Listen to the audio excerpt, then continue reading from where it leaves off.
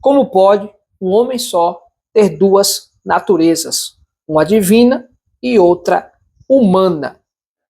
A paz do Senhor, meus irmãos, glória a Deus, seja bem-vindo a mais um estudo da nossa série de estudo da lição da Escola Dominical, que são apresentadas todas as semanas nas congregações. Eu me chamo Lúcio Rocha, bem-vindo ao canal Lição e Resposta, é um prazer imenso ter você aqui conosco e já te agradeço pela sua audiência, pelo seu carinho e consideração de estar conosco aqui, nos ajudando e cooperando com este trabalho.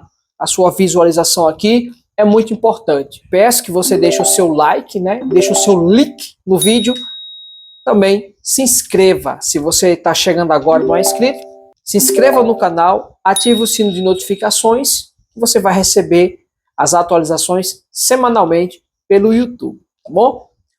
Dessa vez, nós vamos estudar a lição de número 7 e nós estamos continuando nesta série de lições bíblicas em defesa da fé, combatendo as antigas heresias que se apresentam hoje com uma nova aparência.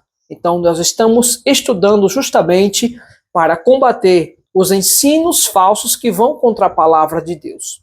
Geralmente, esses ensinos, eles vêm caracterizando-se com a roupagem bíblica, porém, são textos que, na maioria das vezes, eles são retirados de forma isolada e fazendo com que outros textos que combatem a eles sejam desprezados. Porém, saiba de uma coisa, a Bíblia interpreta a própria Bíblia.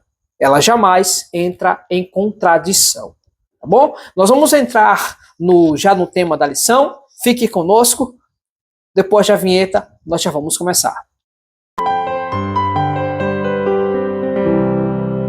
Lição de número 7, que será apresentada neste domingo, dia 16 de fevereiro de 2025, que tem por tema as naturezas humana e divina de Jesus. Como é ser uma pessoa com duas naturezas. Não estou falando de personalidades. Personalidade é diferente, tá? É comportamental. Naturezas é diferente. No caso aqui, nós estamos falando de um homem sendo um homem natural e, ao mesmo tempo, sendo divino, tendo uma natureza divina. Vamos entrar, então, no texto áureo da lição, que está em Romanos, capítulo 9, versículo 5, que fala da seguinte maneira: dos quais são os pais, e dos quais é Cristo, segundo a carne, o qual é sobre todos, Deus bendito eternamente. Amém. A verdade prática diz: Jesus é o eterno e verdadeiro Deus, e ao mesmo tempo o verdadeiro homem. A leitura bíblica em classe desta semana está inserida em Romanos capítulo 1, dos versículos 1 ao 4, e Filipenses, no capítulo 2, a partir do versículo 5 até o 11, que diz assim, Romanos 1 e versículo 1. Paulo, servo de Jesus Cristo, chamado para apóstolo, separado para o evangelho de Deus, o qual antes havia prometido pelos seus profetas nas santas escrituras, acerca de seu filho, que nasceu da descendência de Davi, segundo a carne, declarado filho de Deus em poder, segundo o Espírito de santificação, pela ressurreição dos mortos, Jesus Cristo, nosso Senhor. Filipenses 2, do 5 ao 11, diz: de sorte que haja entre vós o mesmo sentimento que houve também em Cristo Jesus, que, sendo em forma de Deus, não teve por usurpação ser igual a Deus, mas aniquilou-se a si mesmo, tomando a forma de servo, fazendo-se semelhante aos homens, e achado na forma de homem, humilhou-se a si mesmo, sendo obediente até a morte e morte de cruz, pelo que também Deus o exaltou soberanamente e lhe deu um nome que é sobre todo o nome, para que ao nome de Jesus se dobre todo o joelho dos que estão nos céus e na terra e debaixo da terra, e toda língua confesse que Jesus Cristo é o Senhor, para a glória de Deus Pai. Amém. Glória a Deus. Esta leitura bíblica em classe, através dela nós já podemos entender pelos seus textos e contextos que Jesus, ele é Deus e humanamente, perfeitamente também humano. Jesus, ele possui aqui essas duas características dentro dos textos aqui aplicados. Nós vamos apresentar os objetivos da lição. O primeiro ponto é apresentar o ensino bíblico da dupla natureza de Cristo.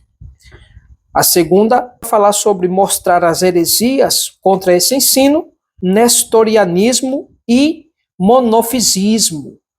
E o 3, identificar o perigo dessas heresias hoje. Então, isso aqui são justamente os objetivos. Objetivos estes que nos dão norte para que nós possamos entender e compreender todos os assuntos aqui abordados.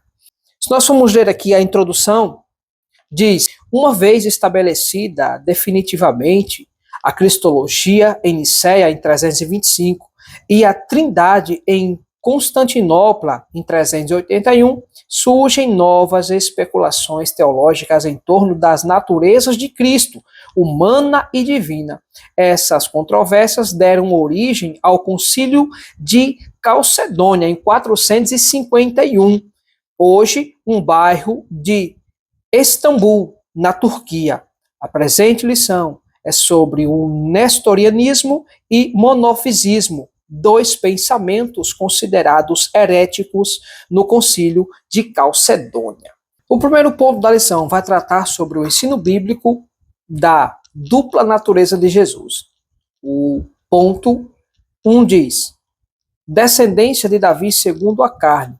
O apóstolo está se referindo aos ancestrais de Jesus. Ele veio de uma família humilde de carne e ossos, que vivia entre o povo de Israel. A sua linhagem está registrada na introdução do Evangelho de Mateus e no capítulo 3 de Lucas. Jesus foi concebido no ventre de Maria, uma virgem de Israel, pelo Espírito Santo. Aí está o elo humano divino, as duas naturezas do Senhor Jesus. Então, Jesus, justamente, ele havia sido prometido desde o Antigo Testamento que dos lombos de Davi, do ventre de Davi, surgiria então o Salvador. E o trono de Davi seria sempre ocupado, sempre. E Jesus, ele é essa promessa. Ele vem da descendência de Davi. Davi que era da tribo de Judá. E Jesus, ele sendo da tribo de Judá, ele se torna o leão da tribo de Judá. Humanamente, Jesus vem da descendência de Davi. Maria, por sua vez, também, ela entra em cena, no caso, dando a origem, né, a encarnação do Verbo, né, o Logos de Deus. A encarnação do Verbo, o Deus encarnado passou, então, a habitar em Maria. Isso não quer dizer que Maria seja mãe de Deus, ou ela foi a mãe de Deus, como nós vamos ver no tópico 2. Porém, Jesus, ele sendo gerado no ventre humano, ele sim teria carne e ossos, caso sua biologia física seria então formada. Deus é espírito. Jesus, obviamente, ele tinha somente corpo espiritual, em uma atmosfera espiritual. O mundo espiritual, ele é real, não físico, mas é real. Então, Jesus, ele tem essas duas naturezas. Ele tem a sua natureza espiritual e também corpo físico. Jesus, ele ultrapassou os limites de uma compreensão natural, humana, porque jamais o ser humano ele pode se tornar Deus. E também Deus, a Bíblia fala que carne e sangue não herdam o reino dos céus. Mas só que Jesus, ele ao ser levado aos céus, ele não foi de forma natural. Ele foi em corpo glorificado. O corpo de Jesus segundo alguns acreditam que Jesus não ressuscitou em carne, né? Ressuscitou em espírito. Essas doutrinas a gente pode ver isso também hoje. Porém, essa doutrina ela não se sustenta, porque Jesus, o corpo dele ressuscitou e ele foi transformado. Tanto é que quando Maria foi abraçá-lo, Jesus disse: não me detenhas por agora, porque ainda não subi para meu Pai. Ou seja, Jesus ainda não estava com o corpo glorificado, mas sim, ele estava usando a natureza divina naquele momento. Tanto é que Jesus ele ultrapassava paredes, ele desaparecia aqui e aparecia em outro lugar. As portas fechadas não era obstáculo para Jesus. De forma nenhuma, Jesus também, ele tinha todo o poder agora de dizer para Satanás que, como na ocasião da tentação, o inimigo disse: transforma essas pedras em pães. Jesus, naquele momento, ele poderia transformar tudo o que quisesse. Tudo. Não existia limites para Jesus. Agora, nós podemos imaginar que Jesus ele fez os milagres sendo na forma, no caso, usando a sua parte, Deus. Podemos até imaginar que sim. Porém, seria, de uma certa forma, pensar que Jesus ele não estava agindo em todos os momentos como ser humano. Ele veio, teve fome, sede, ele se cansou, e como homem, Jesus, ele passou por todas as dores, por todas as preocupações, tudo que o ser humano passa, Jesus sofreu também. Agora, todos os milagres que Jesus aqui fazia, nós podemos entender que era feito através da oração a Deus, e o Espírito Santo assim operava o milagre na vida das pessoas, sendo elas, no caso, depois de irem até Jesus. Ainda nessa parte, na parte 1 da lição, Jesus ele não usurpou o lugar de Deus, mas ele se fez servo. E a Bíblia fala com clareza. Jesus disse: antes de Abraão, eu sou. Então, antes de Abraão existir, Jesus já era. Ele veio na forma humana para a terra, porém, ele já era Deus na sua forma divina. Para isso, Jesus teve que se fazer carne, ele esvaziou-se da sua glória, ele deixou o seu reino junto ao Pai para se tornar homem, para salvar a nós, pecadores. Se Jesus não tivesse morrido na cruz, nós não teríamos direito a essa salvação. Claro que Jesus, ele jamais cometeu pecado algum. Ele, sendo humano, Jesus nunca transgrediu as leis de Deus. Foi o único que cumpriu todo o Antigo Testamento, todos os 613 preceitos da lei de Moisés. O único homem, Jesus Cristo, homem, o único que tira o pecado. Nós vamos ler aqui 1 Timóteo capítulo 2, para nós embasarmos realmente o que diz a Escritura sobre Jesus. Capítulo 2, versículo 5,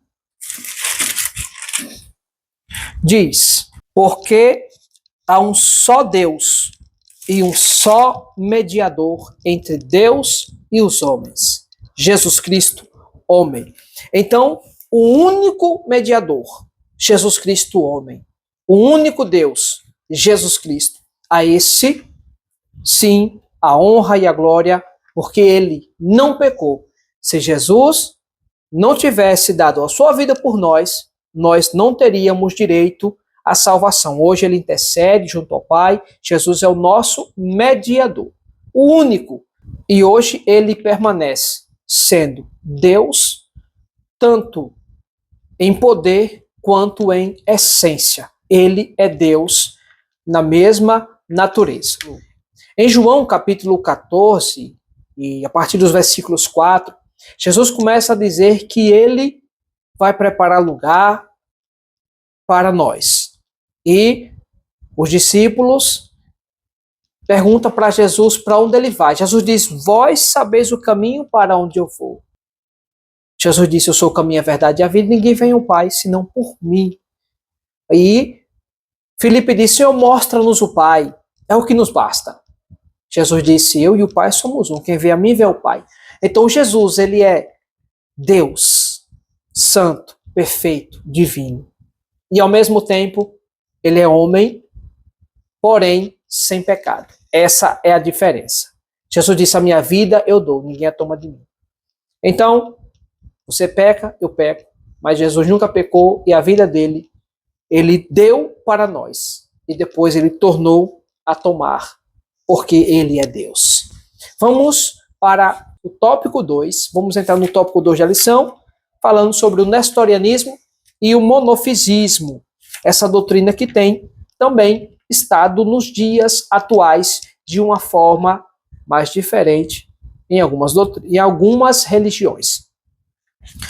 O tópico 2 diz: heresias contra o ensino bíblico da dupla natureza de Jesus. Quem foi Nestório? Ele foi bispo de Constantinopla entre 428 a 431. Nestório discordava do título dado a Maria, defendido por Cirilo de Alexandria, em 377 a 444.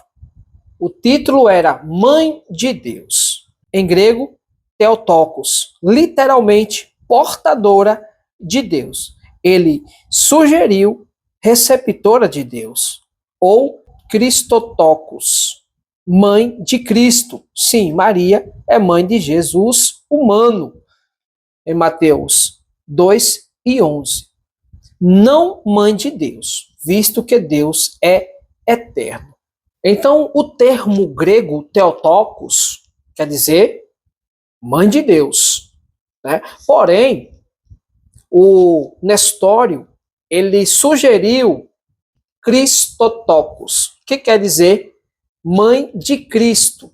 Porém, não foi aceito. E também, ela não pode ser mãe de Cristo, porque Cristo quer dizer o Salvador, o ungido. Então, também não poderia ser. Mas, do lado humano, ela foi mãe de Jesus, Jesus humano. Não a parte de Deus. Deus, ele é eterno e Deus não tem mãe. Daí, então, toda essa confusão, ela se desenrolou em alguns anos, né? No caso, Nestório, ele era um bispo e também ele simplesmente teve o seu cargo retirado e anos depois ele foi exilado no Concílio de Calcedônia. Ele não teve nem como se apresentar a sua defesa. Infelizmente, ele foi exilado pelo imperador Constantino, a igreja, no caso da Turquia, a igreja de Constantinopla o exilou e ele, simplesmente, o Nestório, ele não foi mais visto.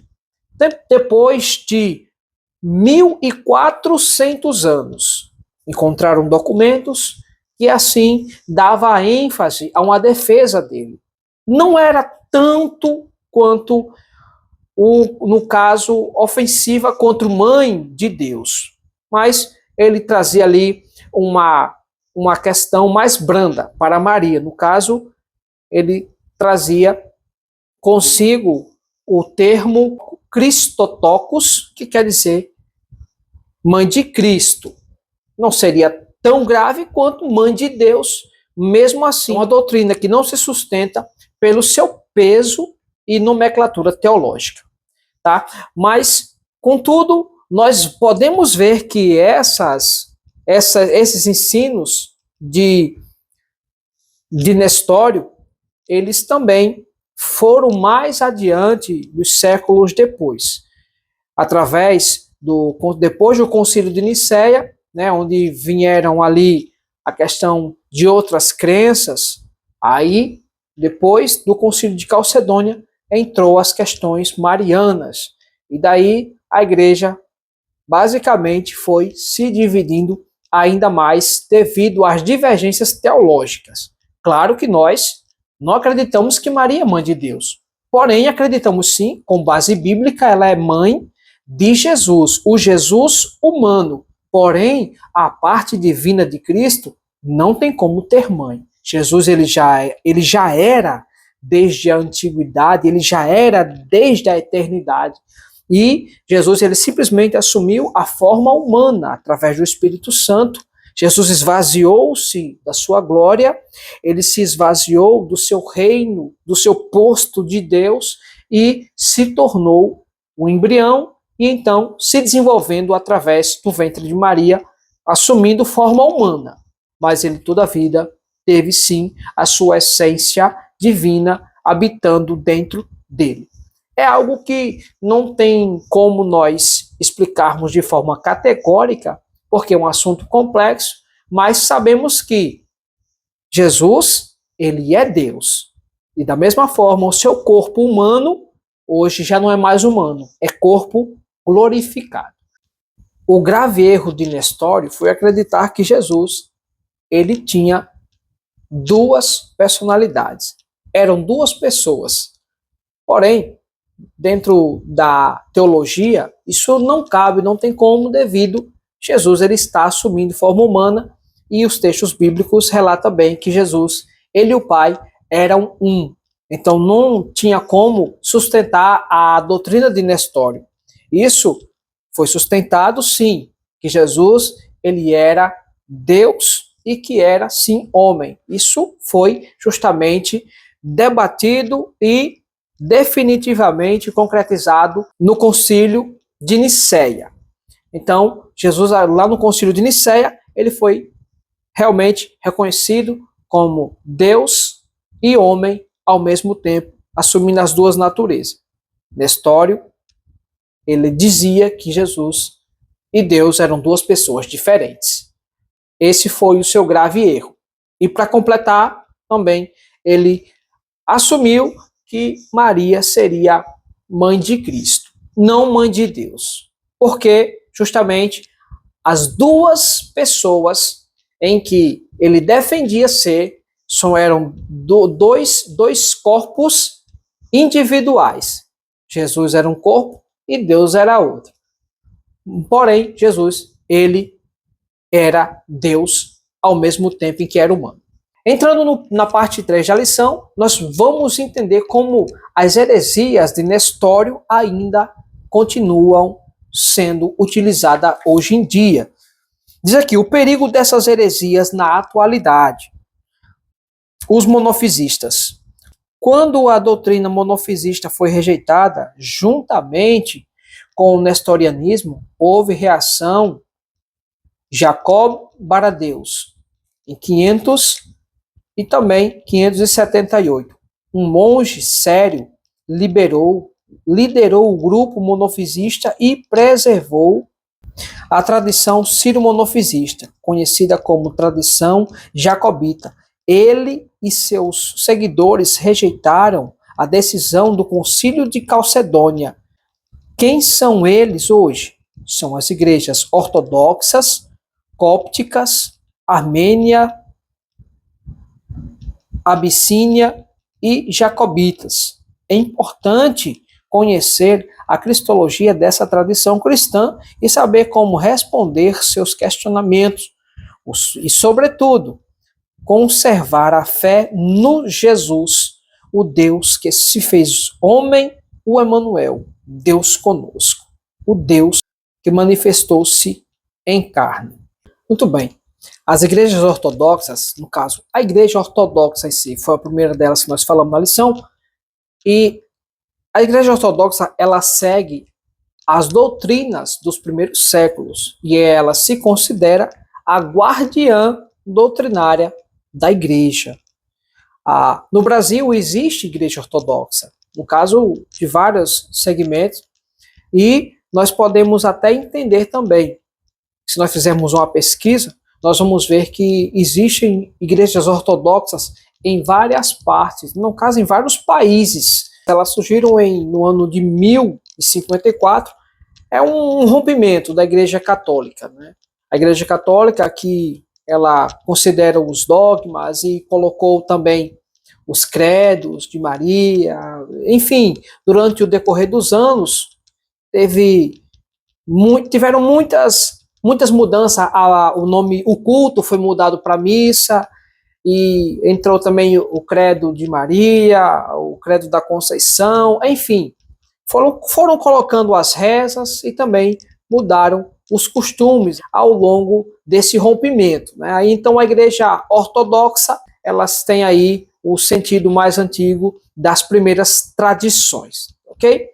Muito bem, vamos entrar aqui na conclusão da lição, que fala assim: o Concílio de Calcedônia, em 451, reafirma os dois concílios anteriores, o de Nicéia, em 325, e o de Constantinopla, em 381, ratificando os credos produzidos por esses conclaves gerais e estabeleceu definitivamente as duas naturezas de Cristo, a melhor maneira de se proteger dessas e de outras heresias é conhecer bem o que acreditamos, os ensinos oficiais de nossa igreja e seus específicos fundamentos bíblicos. Isso serve como nosso referencial quando nos deparamos com doutrinas inadequadas. Muito bem, então chegamos a mais um final de estudo da lição da Escola Dominical.